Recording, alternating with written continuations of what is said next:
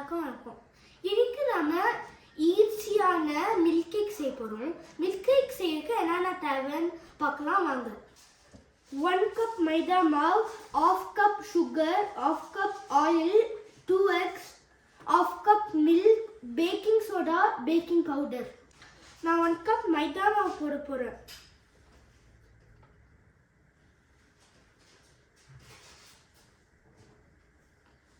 நான் இப்போ 1/2 teaspoon baking soda போட போகிறேன்.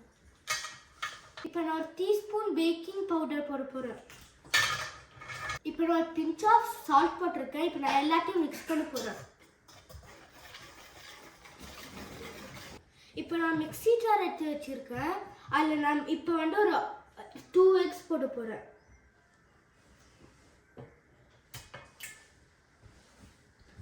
இப்போ நான் 1/2 cup சுகர் போட போகிறேன். இப்போ நான் ஒரு 1/2 cup ஆயில் போட போகிறேன்.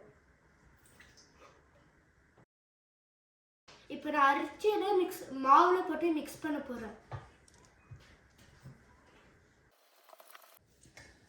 இப்போ ரொம்ப கெட்டியாக இருக்குது. ஸோ நான் கேக் டெக்ஸ்டருக்கு கொஞ்சம் கொஞ்சமாக மில்க் எடுத்து ஆட் பண்ண போகிறேன். இது கேக் டெக்ஸ்டர் கொண்டிருக்கு. ஸோ இதை எடுத்து நான் கேக் பேனில் போட போகிறேன்.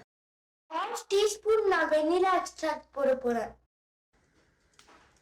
ஸோ இப்போ நான் ஒரு கேக் பேனில் பட்டர் போட்டு அதில் ஒரு வேக்ஸ் பேப்பர் போட்டிருக்கேன். ஸோ இப்போ நான் மிக்ஸ் பண்ணதை அடுவில் போட போகிறேன். நான் மிக்ஸ் பண்ணதெல்லாம் கேக் பேனில் போட்டிருக்கேன். ஸோ ஏர் பபிள்ஸ் இல்லாமல் இருக்கிறதுக்கு நான் தட்ட போகிறேன். தட்டுனா ஸ்பாஞ்சியாக சாஃப்டாக நல்லாயிருக்கும்.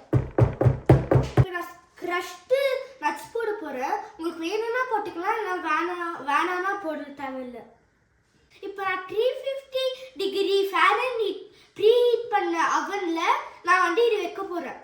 இப்போ நான் இந்த கேக் மிக்ஸை 20 to 25 minutes ப்ரீ ஹீட் பண்ண அவனில் வைக்க போகிறேன். இப்போ 30 minutes ஆயிடுச்சு. இது ரொம்ப சூடாக இருக்குது. ஸோ ஆனியனுக்கு அப்புறமா நான் கட் பண்ணி உங்களுக்கு உள்ளே எப்படி இருக்குன்னு காமிக்கிறேன்.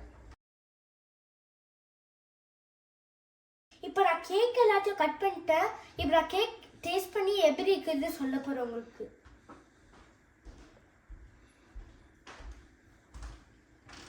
நல்லா இருக்குது. நீங்களும் இந்த கேக்கை ட்ரை பண்ணி பாருங்கள். இது நல்லா ஸ்பாஞ்சாக சாஃப்டாக இருக்கு. உங்களுக்கு இந்த வீடியோ பிடிச்சிருந்துச்சுன்னா லைக் பண்ணுங்கள், ஷேர் பண்ணுங்கள், சப்ஸ்கிரைப் பண்ணுங்கள்.